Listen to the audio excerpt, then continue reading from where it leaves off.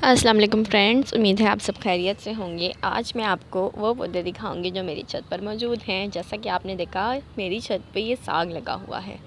इसी के साथ आज मैं आपको और भी बहुत से पौधे दिखाने वाली हूँ जो इस तरीके से छत पे खुद ब खुद भी उगे हुए हैं, कुछ हमने खुद भी उगाए हैं।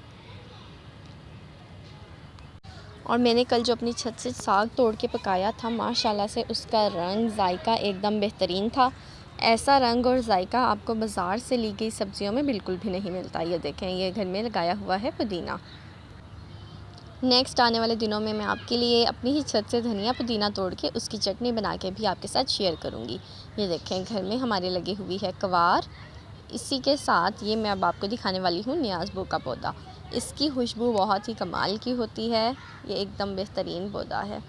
इसी के साथ ये देखें, ये मेरा इमली का पौधा, लेकिन अब इस पे इमली के पत्ते तो बराए नाम ही रह चुके हैं।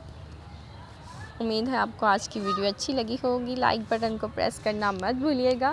बेल नोटिफिकेशन को भी ज़रूर प्रेस कीजिएगा ताकि मेरी नई आने वाली वीडियोस का नोटिफिकेशन आपको सबसे पहले आसानी मिल सके। इसी के साथ ये देख लीजिए, ये लहसुन का पौधा है। अब मैं आपके साथ शेयर करने वाली हूँ ये करेले के छोटे छोटे से पौधे।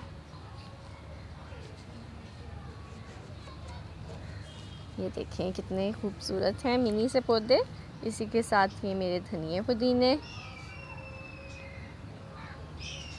इसी तरीके से धनिया पुदीना लहसुन प्याज और भी कई ऐसी सब्जियां हैं जो हम घर पे उगा के अपने घर से ही उनको तोड़ के इस्तेमाल करें तो वो हमारे खानों को एकदम जायके में बेहतरीन बना देती हैं। मेरी नेक्स्ट वीडियो तक के लिए अल्लाह हाफिज़।